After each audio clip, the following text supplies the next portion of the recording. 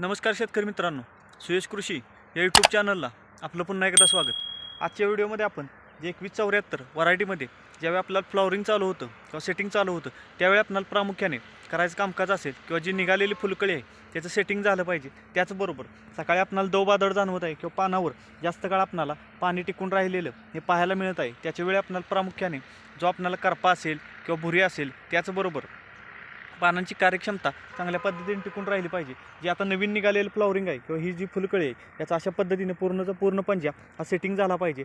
तसेच नवीन शेंडा चालू राहिला पाहिजे. याच्यासाठी आपल्याला कशा पद्धतीने नियोजन असेल किंवा कामकाज मग ते खतांच्या माध्यमातून न्यूट्रिशन मॅनेजमेंट असेल किंवा फवारण्या या कोणत्या घेतल्या पाहिजेत याच्याविषयी आपण आजच्या व्हिडिओमध्ये सविस्तर चर्चा करणार. आता आपण पाहू शकता अशा पद्धतीने पूर्ण प्लॉटमध्ये सेटिंग असेल किंवा मालाची किपिंग क्वालिटीसुद्धा तुम्ही पाहू शकता. तसेच वर शेंडा चालू आहे चांगल्या पद्धतीने सेटिंग असेल किंवा जी फुलकळी निघत आहे तो पूर्णच्या पूर्ण आपणाला पंजा हा सेटिंग झालेला हा पाहायला मिळत आहे. त्याचबरोबर शेंडा चालू राहिला पाहिजे अशा पद्धतीने पूर्ण प्लॉटमध्ये आपणाला सेटिंग असेल किंवा मालाची किपिंग क्वालिटी त्याचबरोबर पानांची कार्यक्षमता ही चांगल्या पद्धतीने टिकून राहिली पाहिजे. याच्यासाठी ज्यावेळी आपलं सेटिंग चालू होतं त्यावेळी तुम्ही ड्रिपच्या माध्यमातून एकरी 2.5 ते 3 किलोपर्यंत जी इंडिकम कंपनीची 4247 ही खताची ग्रेड आपणाला ही पाहायला मिळते. ती एकरी तुम्ही 2.5 ते 3 किलोपर्यंत पहिलं ड्रिपचं ॲप्लिकेशन द्या. त्याच्यानंतर 2 ते 3 दिवसानंतर तुम्ही कॅल्शियम बोरॉन त्याच्यासोबत 13-0-45 याचं एक ड्रिपचं ॲप्लिकेशन द्या.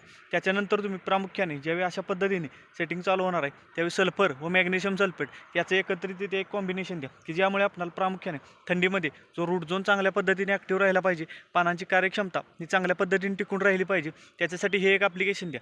त्याच्यानंतर फवारण्याच्या माध्यमातून आपण कशा पद्धतीने नियोजन करायचं.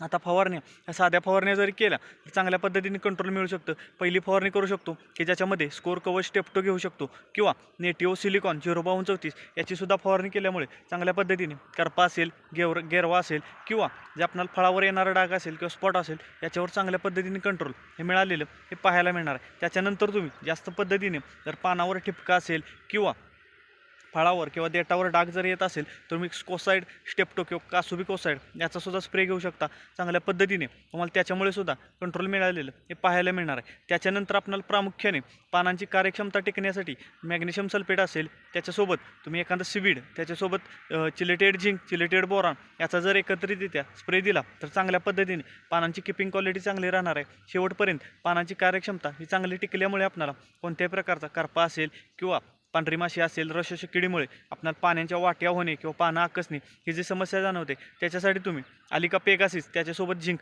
याचासुद्धा स्प्रे देऊ शकता किंवा आलिका पेगासिस इसाबियन याचा जर स्प्रे दिला तर चांगल्या पद्धतीने पांढरी माशी असेल थ्रिप्स असेल किंवा अळीवर्गीय कीटक असेल याच्यावर चांगलं कंट्रोल मिळणार आहे. आता फळातील आळे असेल किंवा फळ पोकरणारे आळे असेल नागाळे असेल याच्यासाठी तुम्ही वायोगो मोव्हेंटो एनर्जी असेल मोव्हेंटो ओडी असेल त्याच्यासोबत एंट्रॉकॉल याचा स्प्रे देऊ शकता किंवा तुम्ही ज्या कमी प्रमाणात जर प्रादुर्भाव असेल तर डेलिकेट इक्वेशन प्रूफ याचासुद्धा स्प्रे देऊ शकता किंवा एक्सपोनन्ससुद्धा वापरू शकता की ज्यामुळे तुम्हाला फळातील आळे असेल नागाळे असेल थ्रिप्स असेल याच्यावर चांगल्या पद्धतीने कंट्रोल मिळालेलं हे पाहायला मिळणार. आपण जर कमी खर्चामध्ये अशा पद्धतीने जर खतांचं नियोजन असेल की याच्यामध्ये पहिल्यांदा तुम्ही 4247चा वापर करा. त्याच्यानंतर कॅल्शियम थोडं द्या. त्याच्यानंतर मॅग्नेशियम सल्फेट सल्फर द्या. त्याच्यानंतर जरी पोटॅशियम सोनाईड बोरॉन याचं एक ड्रिपचं ॲप्लिकेशन द्या. चांगल्या पद्धतीने तर 4-5 दिवसानंतर ड्रिपचं ॲप्लिकेशन ठेवली त्याच्यानंतर 4 ते 5 दिवसानंतर फवारणी ठेवली तर कमी खर्चामध्ये चांगल्या पद्धतीने अशा पद्धतीने आपण प्लॉट पाहू शकता किंवा सेटिंग पाहू शकता. अशा पद्धतीने प्लॉट हा डेव्हलप करता येईल. तर चला